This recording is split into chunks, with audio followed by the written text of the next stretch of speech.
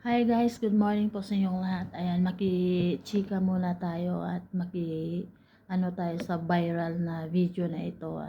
Ikinasal na ang ABS-CBN artist na si Robbie Domingo sa fiancé niyang si Mikey Pineda nitong araw ng Sabado, January 6, sa Diocesan Shrine and Parish of San Isidro Labrador sa Bulacan, sa ganap na alas 3 ng hapon. At ito ay dinaluhan ng kanilang mga malalapit na kaibigan, mga kapamilya, at kaibigan sa industriya ng showbiz.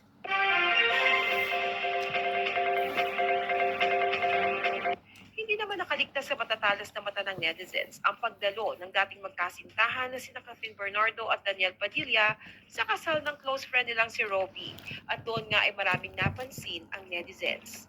Una ay nahagip ng kamera na kahit hiwalay na at sa kabila ng mga negatibong issue na bumabalot sa kanilang breakup, ay nananatiling magkaibigan at in good terms sina Catherine at Daniel. Makikitang magkatabi pa rin silang dalawa habang sinasalubong ang paglabas sa simbahan ng newlyweds. At sa mga ilan pang videos and pictures na ibinahagi sa social media, ay kapansin-pansin na parating magkatabi silang dalawa.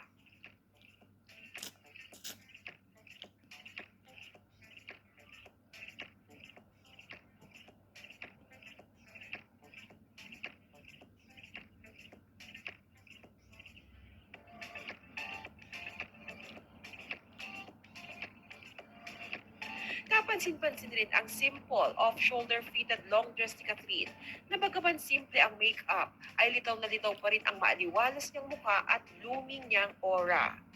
Samantala, agad naman na nag-trending ang video ng Katniel sa nasabing wedding, kung saan spotted na nilapitan ni Daniel si Catherine habang ito ay nakaupo at tila ay may seryoso itong ikinulong sa dating nobya. Marami naman ang kinilig sa tagpong iyon, lalo na ang mga Katniels, dahil nakakagaan naman daw talaga ng loob ang makita ang dalawa na in good terms pa rin kahit hiwalay na. Usap-usapan din ngayon ang bagong look ni Daniel sa latest social media shared photos and videos ng aktor. Makikitang bagong gupit ito sa isang hairstyle na ngayon lang niya ipinagawa. Mas lalong lumabas ang kagwapuhan ni Daniel dahil clean looking ang kanyang bagong haircut. Samantala, agaw atensyon naman ng Katniel dahil hindi mapigilan ng fans ang hiyawan at tilian nang sa pagbukas ng pinto ng simbahan ay sina Daniel at Catherine ang bumungad sa kanila.